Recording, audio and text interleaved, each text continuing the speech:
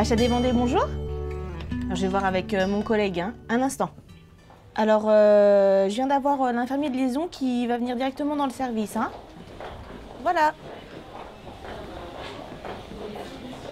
Bonjour. Salut. Bonjour.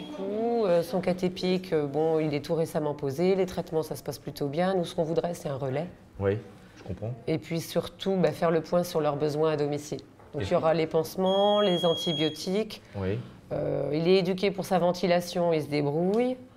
Et puis l'oxygène. Pour faire intervenir l'HAD, souvent, c'est une disposition qu'on a prise en partenariat avec les médecins qui évaluent le besoin au domicile, en sachant qu'on a beaucoup de difficultés de place pour accueillir les patients. Donc c'est vrai que l'HAD, c'est quand même une bonne porte de sortie pour que le patient reste pris en charge dans de bonnes conditions. Et là, c'est vrai qu'il prend du début jusqu'à la fin, c'est clair. Nous, on peut pas. Il a les intervenants, il les appelle, tout est lié, tout est ficelé quand le patient rentre à la maison. Alors, qu'est-ce qu'il a comme soin? Alors, donc, il est autonome pour ses soins d'hygiène. Il a des problèmes de douleurs neurogènes par rapport à un problème de tassement. Mais je pense qu'effectivement... Et l'épouse Alzheimer, ça ne va pas poser problème, ça? Je pense qu'il faut évaluer peut-être les problématiques de cette épouse au domicile. Mais a priori, ce que m'a laissé entendre le service, c'est que non, c'était juste un début d'Alzheimer et que ça ne devrait pas poser de problème dans le cadre de la prise en charge. D'accord. On ne s'intéresse pas uniquement à la maladie ou aux soins pour lesquels on prend en charge le patient. Si, par exemple, il est là pour un pansement, on ne va pas s'intéresser uniquement au pansement. Il y a tout ce qui va autour, parce que le patient, il est chez lui en plus, et donc c'est vraiment une prise en charge globale. Les enjeux, c'est de permettre aux patients de rentrer au domicile de la manière la plus correcte possible, en ayant une coordination de soins, c'est-à-dire en trouvant d'abord les intervenants s'il n'en a pas, en mettant en place la logistique au domicile, en contactant les professionnels, en faisant le lien avec eux. Et après, c'est aussi, s'il y a une problématique quelconque, de refaire le lien avec le service si besoin.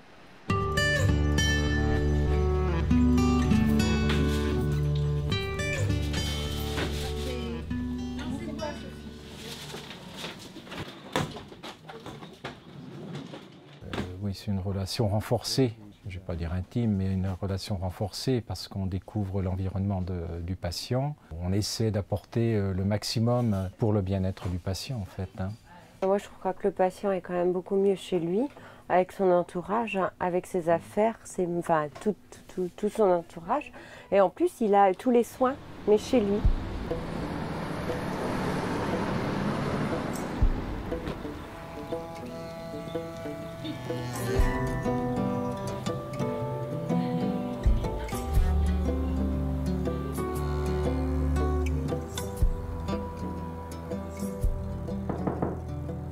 Entrez. Bonjour. Bonjour. Bonjour, monsieur Prédané. Je vous suis. Alors, dans les 3 lettres hospitalisation à domicile, il y a le D. Et le domicile, c'est fantastique. C'est-à-dire que, contrairement à une chambre d'hôpital, c'est personnalisé.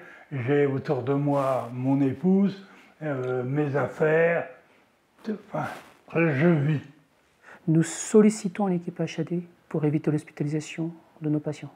Des patients qui sont en difficulté de fin de vie, avec leurs problèmes psychologiques, avec leurs problèmes de lien familial, et puis surtout des sujets jeunes, mais même plus âgés des fois, souvent en cancérologie, où les patients formulent le souhait de ne plus retourner à l'hôpital. Donc l'équipe HAD intervient dans ce cadre-là avec nous, avec un support humain et surtout l'adaptation des traitements et voire du matériel nécessaire à la prise en charge. En termes d'intervenants au domicile, ça peut être vraiment multiple. Il y a quand même le pilier indispensable à la maison, c'est le médecin généraliste, l'infirmière libérale. Puis après, il y a tous les intervenants qui peuvent être autres, le kiné, les auxiliaires, les aides-soignantes, les orthophonistes, les ergos. En fait, la psycho, on peut avoir vraiment tous les intervenants possibles et inimaginables. Un passage de diète. Et puis après, il y a nous, en plus, par-dessus, l'hospitalisation à domicile. Alors ma fonction, c'est vraiment de l'accompagnement. Moi, sur des missions plus spécifiques pour des patients en fin de vie, ainsi que leurs proches, parce qu'effectivement, à domicile, c'est pas seulement que le patient, mais c'est vraiment l'ensemble, j'ai envie de dire. Et aussi une autre mission un peu plus particulière sur des situations plus complexes. Ça peut être aussi des temps de relecture, de débriefing entre guillemets auprès des professionnels qui interviennent au domicile. Il y a toute une équipe donc, de psychologues qui peut servir à la fois pour le patient, la famille, mais aussi pour nous. Ce qui fait que si on se retrouve, quand on travaille en libéral et qu'on a des fins de vie, ben, on est un peu tout seul, tandis que là on peut avoir quand même cette personne, enfin cette équipe de référence. J'ai envie de dire, des fois on a l'impression d'y laisser des plumes, et à la fois on a l'impression de grandir. Donc en fait, comme on grandit, ben, on tient dans le temps, quoi.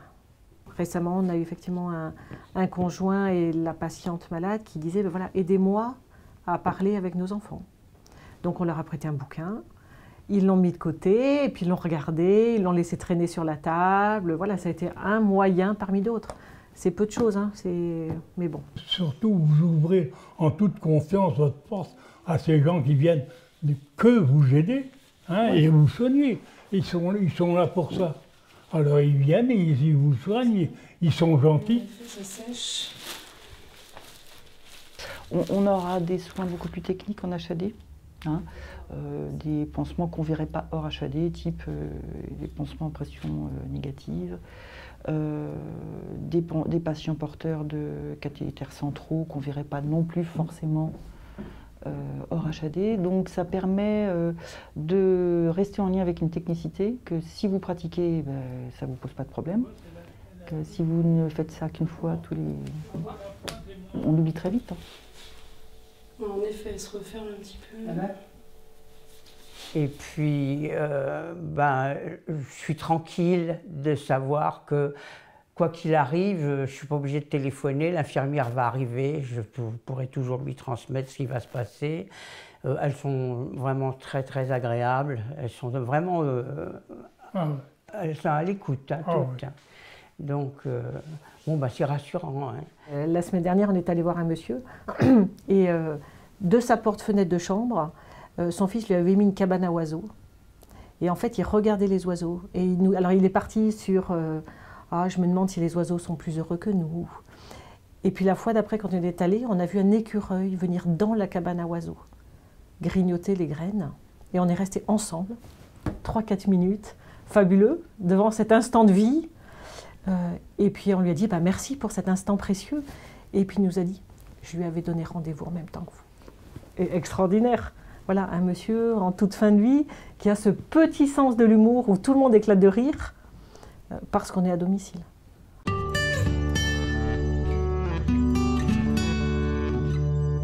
ça, j'étais à l'œil. Oh, oh, oh.